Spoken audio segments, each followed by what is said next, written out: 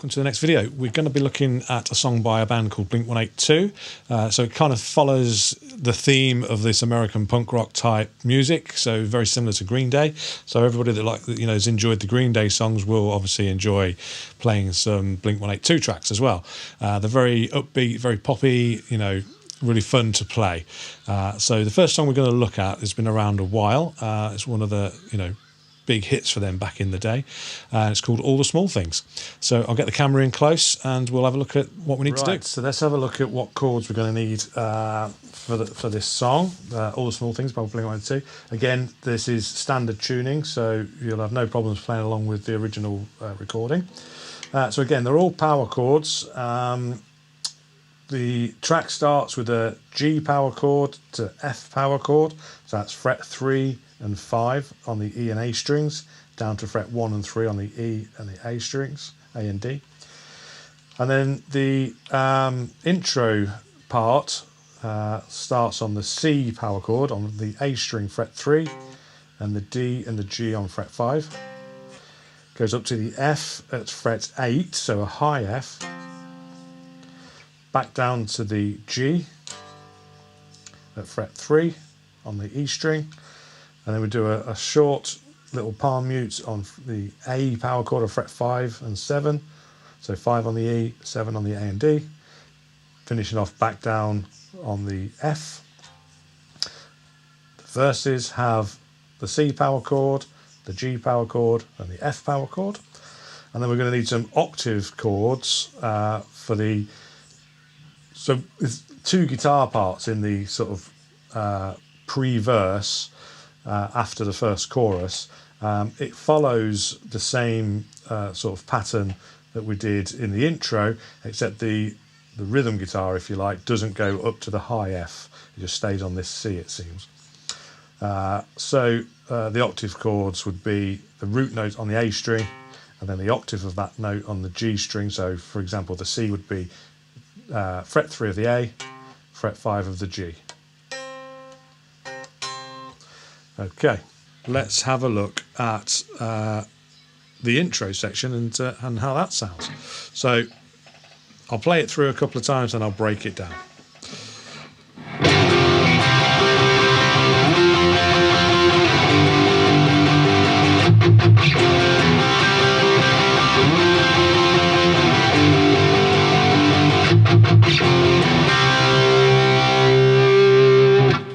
So as you can see, it's all power chords.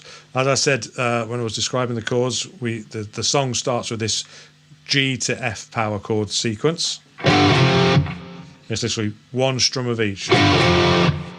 Just a quick eighth note move between the two. And then we're on to the C chord. Again, eighth note strumming, and it's a whole bar. Up to the F chord at fret 8, so 8 on the A string, 10 on the G and the D. Then down to the G, which is 3 and 5 on the E string. So do another whole bar, so another lot of 8, and then one strum of this chord in the next bar, and then up to the A chord, and we palm mute. Down to the F for 3 strums. So it's 1 and 2 and 3. Yeah.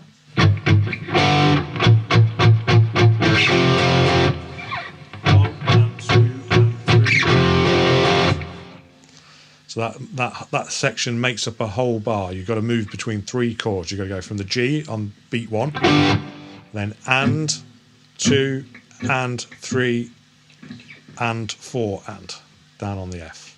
Okay. So let me just go through that again. So it's C, F at the 8th fret on the A, G at fret 3 on the E, and then. So we've got a palm. It's important that you palm mute this A power chord on fret 5. The easiest way to get that whole sequence right is to count the 8th note.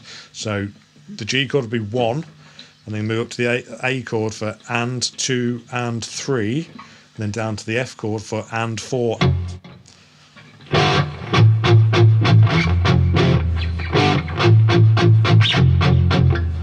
Okay, that's the intro.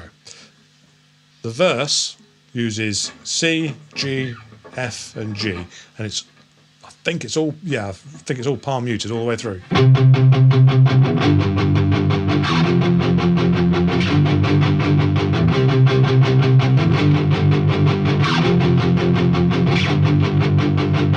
Nice and straightforward. You keep this heel of your hand.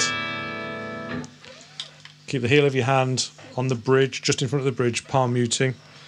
Something that we've talked about in lessons, so it's not a new concept, but it's something you'll need to practice to get that sounding really nice and tight. So if you're too far forward, it gets really thin and scratchy sounding. If you're too far back, it won't mute the strings enough. I'm literally sliding my hand back and forwards on the strings over the bridge. And then if you go too far forward, you're not getting the sound of the chord. It's just the sound of strings scratching. So this is a really, really good song, like a lot of these songs, to practice your palm muting techniques.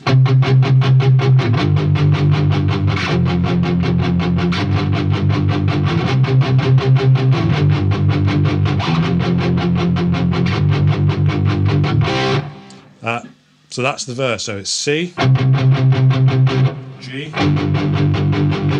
F, G, back to C. Let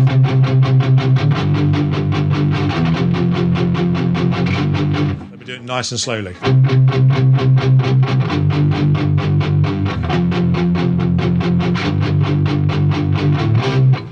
There we go. That's the verse. Next we have a kind of pre-chorus, and it's literally the C power chord, hit once and let it ring out.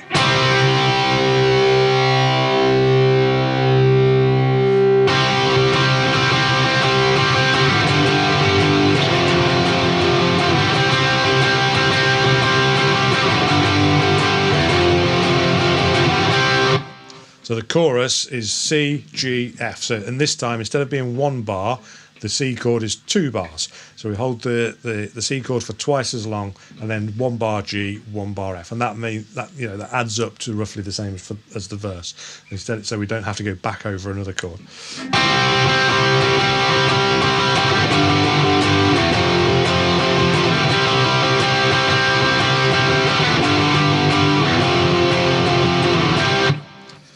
Okay, so nice and slowly. C, G, F.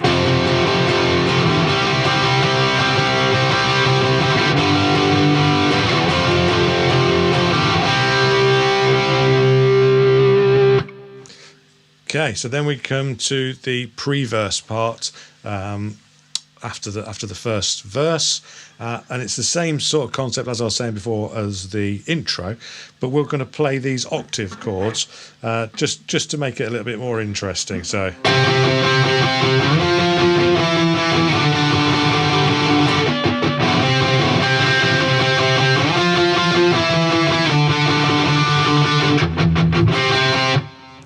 it's C octave chord, so we're on the A string fret 3 for the C note, and then G string fret 5. And remember to mute that D string using your first finger to just rest across that string so it doesn't ring out. And up to the F, which is fret 8. And then, so we play half a bar of F, move that down to the E, which is fret 7 and 9. Then that goes down to fret 5 and 7. And then we have a little pause and finish back on the C again.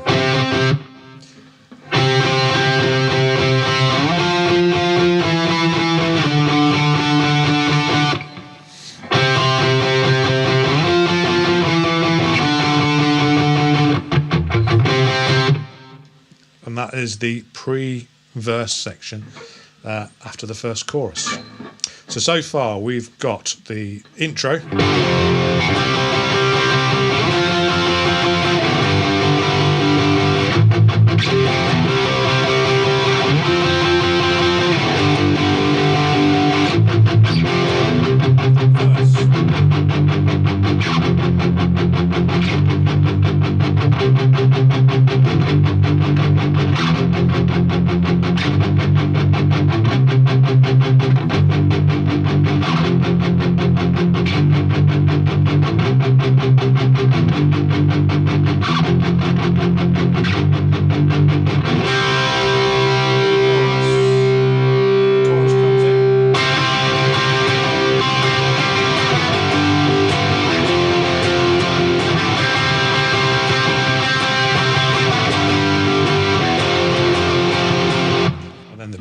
Pre-verse. And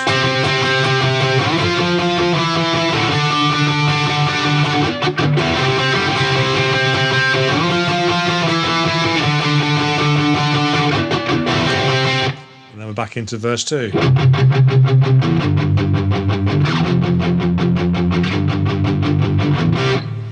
So verse 2 is the same as verse 1. Also the bridge or pre-chorus, and also the chorus is the same as chorus 1. And then we have this nice little bridge part, proper bridge part, as a kind of nice little picked section. So it is.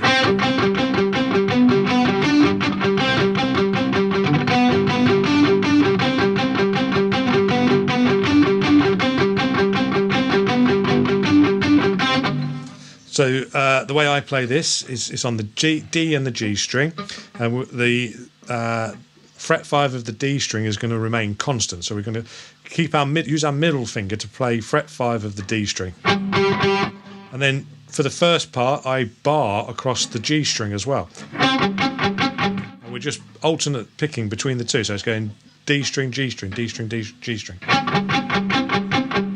and then we move down to fret 4 on the G string, so we leave our middle finger where it is and use our first finger on fret 4, and then our pinky on fret 7.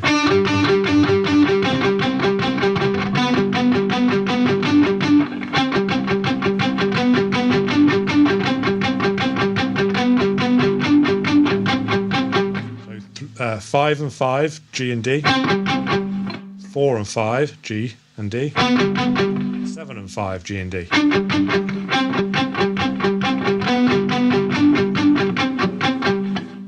So you can see I'm using my middle finger to bar across those two strings. And I use my first finger on the fret 4, but keep my middle finger on fret 5. And then use my little finger up on fret 7 of the G string. The only notes that move are the ones on the G string.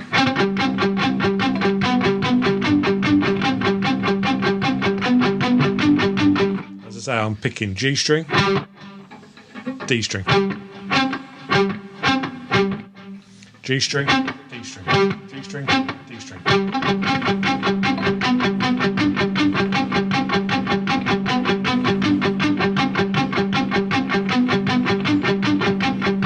So nice and slowly practice. It's important to practice this really slowly to start with, and it's palm muted as well. So don't let it all ring out. Don't let it ring out. It needs to be palm muted. So get that palm muted technique, really work on that to get it sounding really good.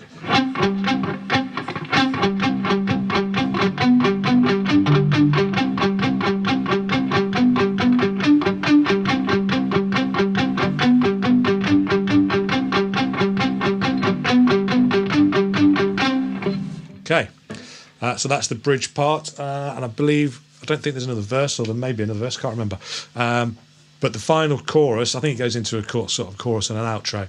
So it's same as the other choruses, but the last couple of times round, there's muted sort of accents on the F chord. So it would be something like this.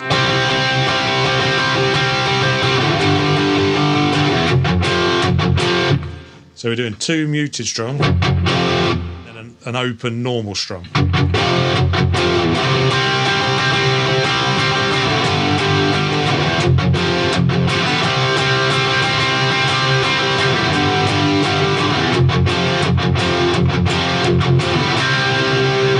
So it's on the last 2 times round, and the very last time it stays on that F chord, doing that same little mute, palm mute and open strumming pattern. So it does it 4 times.